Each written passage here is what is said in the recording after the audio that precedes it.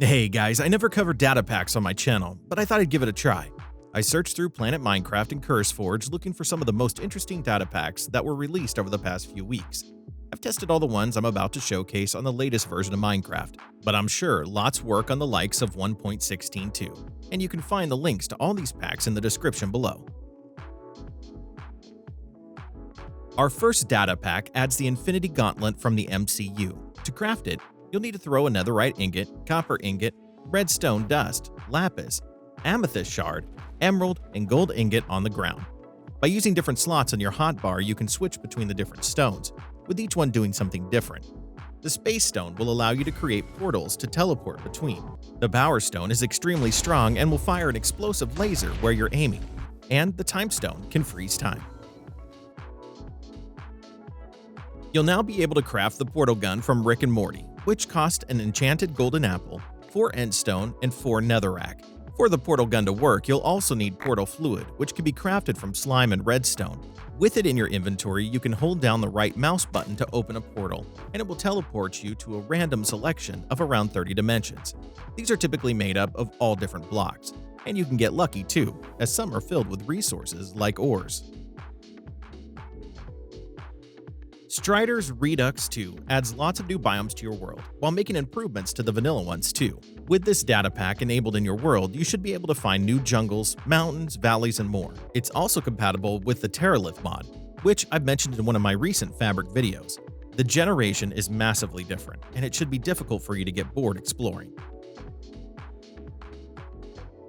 With this data pack, you'll be able to own a drone, which you can receive from a book after entering a function code. It's quite difficult to control as you don't mount it or get a drone view. Instead, you press the buttons that are displayed in the chat. It has some special features like being able to shoot at enemies, connect to entities, or cause an explosion. So there's definitely some situations where I could see this being useful.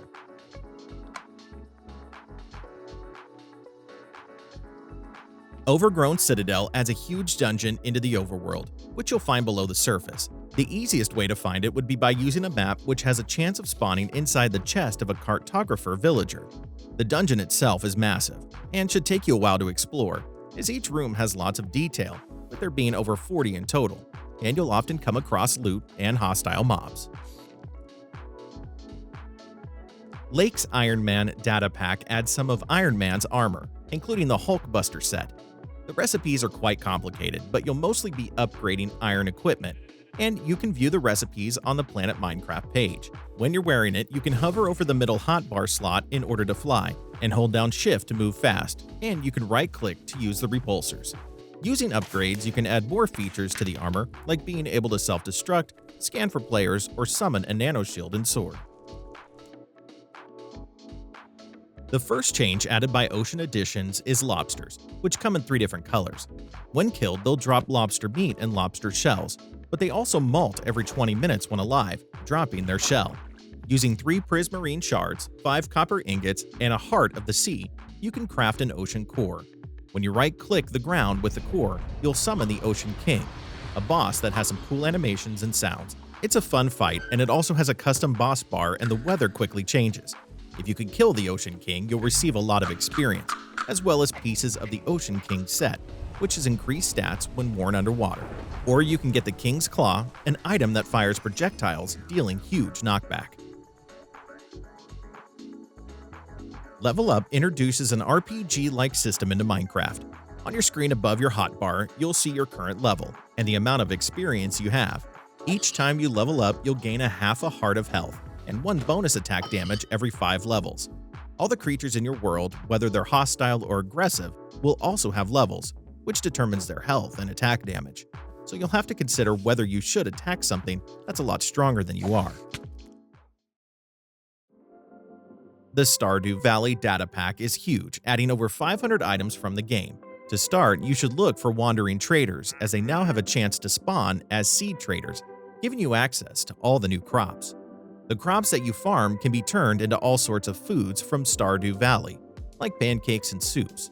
There's so much included with the pack, and the developer seems adamant on keeping it updated, and has also put together a Wikipedia to help you get started.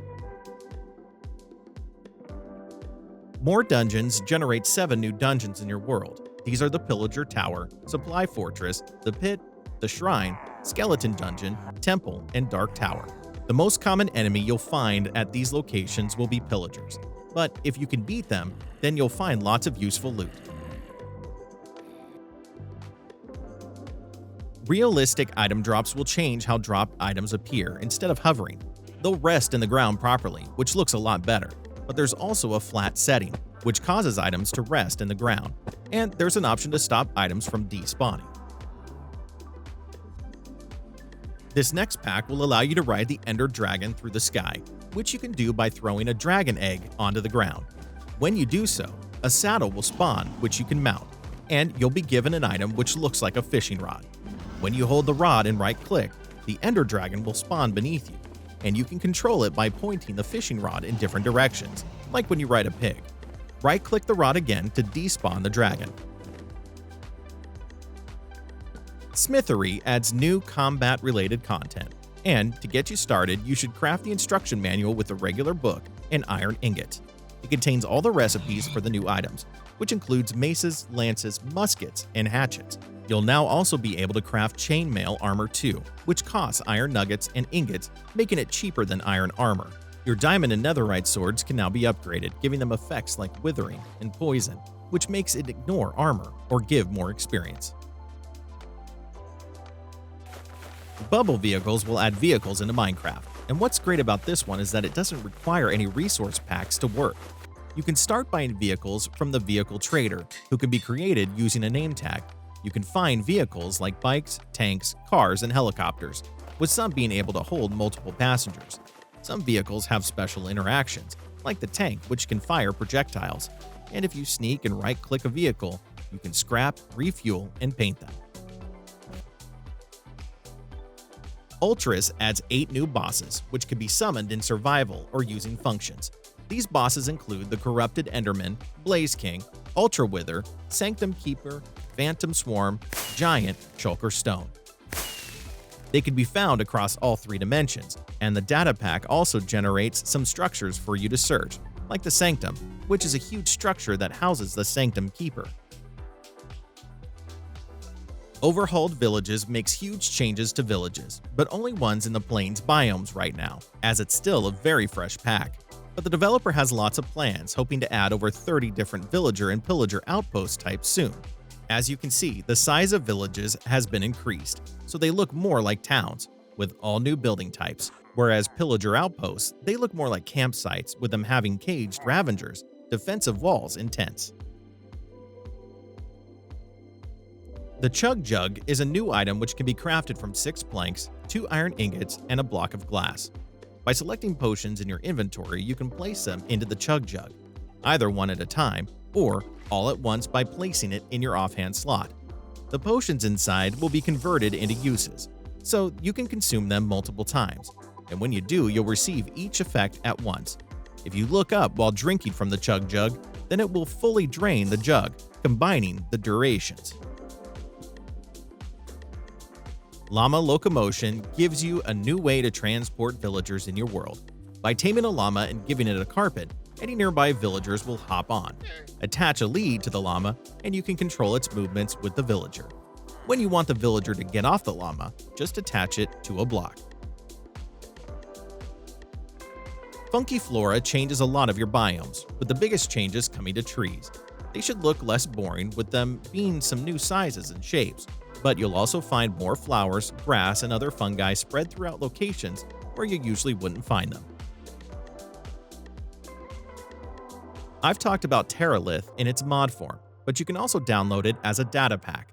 It completely overhauls your world generation, adding lots of new biomes, while also changing all the existing ones. Your world should be unrecognizable, as it's going to be extremely different to vanilla, with all new mountains, forests, and meadows. You'll find lots of changes below the surface too, as the back changes caves to be much larger. Some of these biomes have a fantasy theme to them too, as shown in my RPG video. That's the end of our data pack video. I might cover another one of these next month, but if you want to check out some mods or resource packs instead, feel free to check out my channel, as we've covered a lot so far.